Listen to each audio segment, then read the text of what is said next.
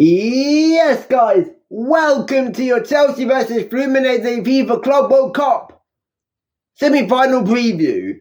Big game, win tomorrow, we're through to the final where we'll be facing either Real Madrid or PSG. There will be a review out for that after the game on Wednesday. Yes, I haven't done a review for match was in Chelsea in quite a while, but it's a big enough match for me to do so. It's at an appropriate time, so I'm like, why not? Yeah, Fluminense. Familiar club. Maybe Inter Milan, maybe Al Hilal to get here. In the group stages, they drew against Mamelodi Sundowns, they won against Ulsan HD, and they drew against Dortmund. The wins they got were against a in-the-mud Inter Milan side and a Al Hilal side who did beat Man City. Right? But I ain't getting gaslighted. Because Al Hilal fully fucked up against fucking Fluminense. Okay? A win against Man City ain't throwing me off. So, to me, they're just the side who made it this far.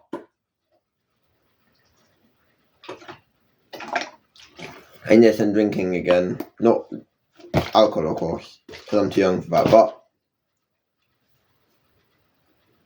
Chelsea had to battle against 12 men.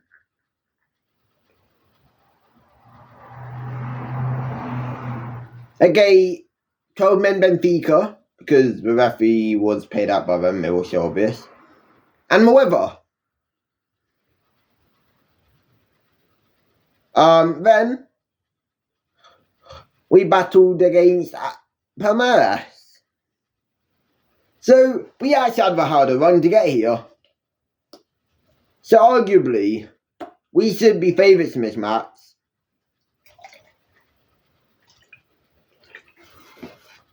And I think we are. I think we will win it. Now the lineup I'm gonna say to you today it's gonna be in a 4-3-2-1, not a 4-3-3 or a 4-3 or a 4-2-3-1, so it's going to be in a 4-3-2-1, so 2 10s. Since I cooked up a lineup, right, which I will happily use that exact same lineup. But before I get into the lineup, Maresca did confirm that there's not going to be any Romeo Lavia, Benoit Badiashile, Levi Colwell, Liam Delap, Levi Colwell suspended because of the 2 yellow cards in 5 games. Fucking shit rule, I don't know. It actually does get cleared from this round. And then Benoit Badiashile is injured. Lavia has got a slight knock, and he isn't fit enough to make it for this game. So there will be no Romeo Lavia.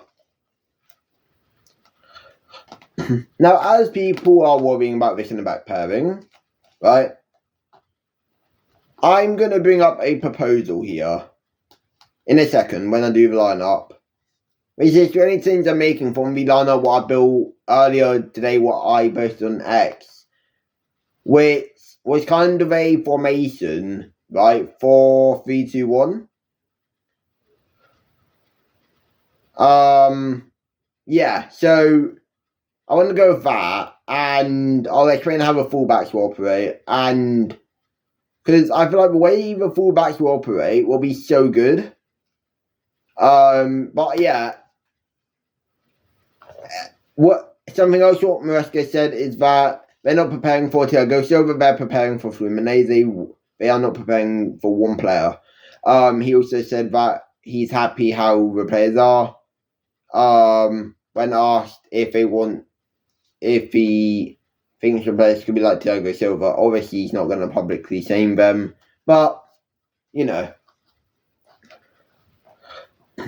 Now on to my team prediction here. Now, going into this game, Fluminense are quite flexible. We saw attacking wing backs against Al Hilal, right? If you want to call it attacking wing backs, that is. Wing backs. We saw something slightly different against Inter. And yeah, they're quite flexible. Didn't really watch Fluminense this Club World Cup. Did watch them against Dortmund. They absolutely peppered Dortmund. Made a nice comeback against Austin HD and Mamelodi Sundowns through 0-0. But I can't say how they're going to play. They could be really flexible. Yeah. Not got much insight on Fluminense, unfortunately, but all I know is that they will be flexible based on how we will play. Hence why I'm going with a pretty unique lineup, pretty unique formation. So here it is. My Chelsea versus Fluminense lineup prediction on what I want the lineup to be going into this game. In goal, Robert Sanchez or Jorgensen, but I'm going with Robert Sanchez because he's actually been half decent. We're back four. Reece James, Tosun, Aaron Anselmino, Cucurella. Now, Aaron Anselmino did come on as a left centre-back against Benfica. He did look comfortable there. Fuck me, dude. I'm trying to film, and there's like a mini moth just flying around. Jesus fucking Christ. But, yeah, I feel like Anselmino could be the best option for that left centre-back role. At left-back, I'm going with Marco Correa. Who else do we got? My 3 centre-mids. Remember, 3 centre-mids, not 2, there's 3. So, what will mostly line up as a 2 8s, 1 DM. Well, so, the DM is going to be Moises Caicedo. The 2 8s is Enzo Fernandez, Andre Santos. Now, the 2 10s, Palmer, and I was thinking Nkunku, but yeah, again, I want to get João Pedro in. Yeah, like João Pedro in the 10. You know, Palmer, Nkunku. Palmer on the right hand side of the 10s, Nkunku on the left hand side. João Pedro up front. Now, what this will give you is it will give you that guaranteed midfield overload, which Maresca himself has been loving. And this will mean that you do not need to invert a fullback. This will mean that you have 5 in the midfield with your 2 10s, your 3 base midfielders. You have that holding 6 who sits there in front of the back 2, or Moises Caicedo could drop in and become back centre half. That DM who just drops in between the centre backs to make it a back 3. Then you have Enzo Fernandez, who can easily box crash, right? Which will make it that 4 up front, if you include Enzo Fernandez, right? Then you have, and you could also have Andre Santos, so you have like two 8s just bombing forward. Caicedo defending or protecting the back 2 or back 3. We could either go with 1 wing back or 2 wing backs. If we go with 1 wing back, that will mean back 3 protected by your number 6. If we go with 2, it's more of a 2 at the back protected by Caicedo.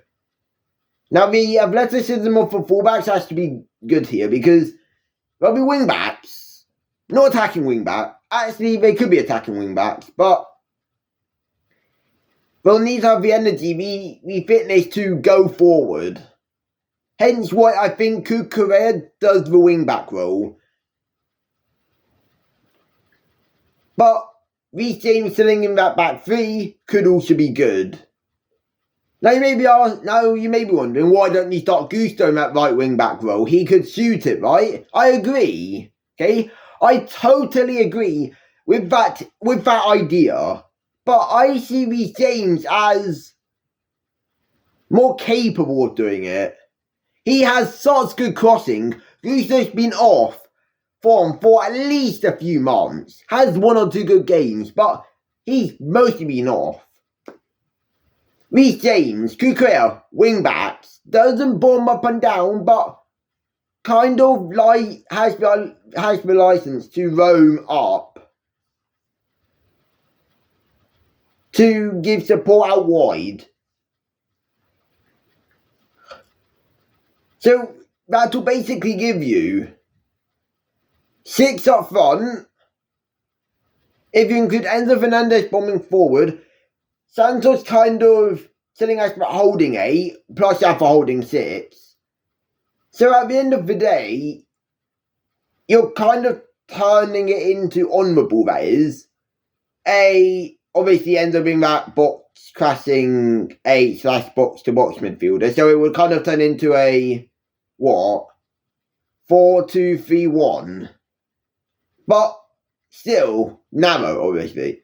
But still, that would mean you have your two 10s you feel comfortable in that role. You have your 6 who feels comfortable as a holding midfielder who can sweep the ball up, who can get into tackles. You have your 2 8s who have the license to attack and also can come back and defend. You have your 2 fullbacks being wing backs, which means I will start width. You have Palman and Kunku offering that attacking threat. So Pedro up front, just perfecting it. Being there, making those runs, using his body like he knows how to. His movement, the way he drops deep to get the ball. Spreading balls out wide to the 10s, to your wing backs. It's a good system, perfect. And I can see this working against a team like Fluminense, who will not be overloaded who will not overload us. We will overload them in the midfield. They know that we probably have two of the best wing backs in the league. So they'll probably go central. Because they know that they'll lose any single attempt of going wide. Yes, they'll go wide occasionally. But we will dominate the wide areas. And we'll dominate the central areas. So this is a perfect system. Let me know what you think. Because it's something what I want to see us try. A 4-3-2-1. Your 2 10s. Your playmaking 10, which is your left 10 and Kunku. Then your shadow striker, Palmer. You have your advanced forward/poacher in João Pedro up front. You have your 2 wing backs offering width. Or your 1 wing back. But I think to make this better, you have 2 wing backs. Offering width. Getting balls into a box when required. And your midfield and your 2 8s can kind of just roam. Not roam, obviously. You have one box to box, when you have the other one maybe as a DLP. Or, I don't know, a playmaker. Roaming playmaker, which Enzo Fernandez could do easily. Then you have Andre Santos as a box-to-box midfielder. That could work out really well. I want to see us try it, but I don't think we will. But it's something I'm just going to put out here to you. But yes, guys, they've also score prediction, nearly forgot, 2-1 Chelsea in 90 minutes. But yes, guys, if you did go and enjoy, like, subscribe, turn on post notifications, and peace!